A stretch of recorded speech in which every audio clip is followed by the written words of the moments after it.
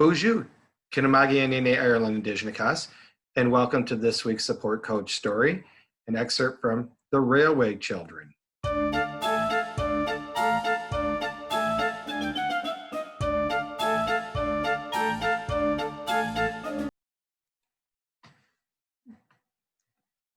This week's story is our assessed one, which means the comprehension questions at the end will be subject to grade. You should still read the story 3 times independently. You may use this reading to listen to the story if you need to worry about decoding. Much like the first 2 stories, you will see color-coded first read, second read, third read questions for you to consider and tasks to complete on the paper. After you do the third read, you will go into the Google Classroom assignment for the third read and complete the assignment. That's where you'll be graded. So yes, you should read this 3 times. There will be the same video production for all 3 reads. I'm giving you the assignments at the beginning and then reading the excerpt and letting you go. So if you have questions during this, please check in during our office hours, which will be Monday, Tuesday, and Thursday from 2 to 2:45. Feel free to ask questions during our live streams. Those times will be posted within the Google Classroom. Or you can email me at mireland@sagchipschool.net. All right, our excerpt from The Railway Children. And you'll see the italicized part, that's not part of the story. The following is an excerpt from The Railway Children. The family has lost its money, and the mother is taking her 3 children to live in a place that is very different from the one they've called home. And now the story.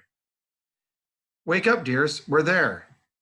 They woke up, cold and melancholy, and stood shivering on the drafty platform while the luggage was taken out of the train.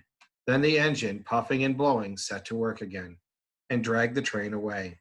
The children watched the taillights of the guard's van disappear into the darkness. This was the first train the children saw on that railway, which was in time to become so very dear to them. They did not guess then how they would grow to love the railway and how soon it would become the center of their new life, or what wonders and changes it would bring to them. They only shivered and sneezed and hoped the walk to the new house would not be long. Peter's nose was colder than he ever remembered it to have been before. Roberta's hat was crooked, and the elastic seemed tighter than usual. Phyllis's shoelaces had come undone. Page 25. Come, said Mother, we've got to walk. There aren't any cabs here. The walk was dark and muddy. The children stumbled a little on the rough road, and once Phyllis absently fell into a puddle and was picked up damp and unhappy. And there were no gas lamps on the road, and the road was uphill. The cart went at a foot's pace, and they followed the gritty crunch of its wheels. As their eyes got used to the darkness, they could see the mound of boxes swaying dimly in front of them. A long gate had to be opened for the cart to pass through. And after that, the road seemed to go across fields, and now it went downhill. Presently, a great dark, lumpish thing showed over to the right. There's the house, said Mother. I wonder why she's shut the shutters. Who's she? Asked Roberta.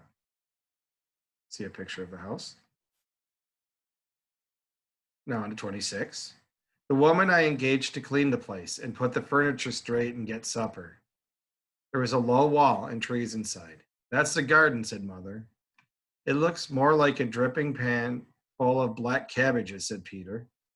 The cart went on along by the garden wall and round to the back of the house, and here it clattered into a cobblestone yard and stopped at the back door. There was no light in any of the windows.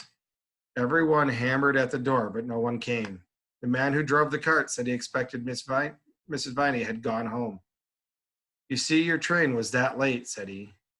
But she's got the key, said Mother. What are we to do? And that is the conclusion of the story. If it's the first read, do the first read questions. Second read, the second read questions. Third read, But critical thinking, do those questions as well. If this is your third read, please return to the Google Classroom to complete the assignment. Mama P.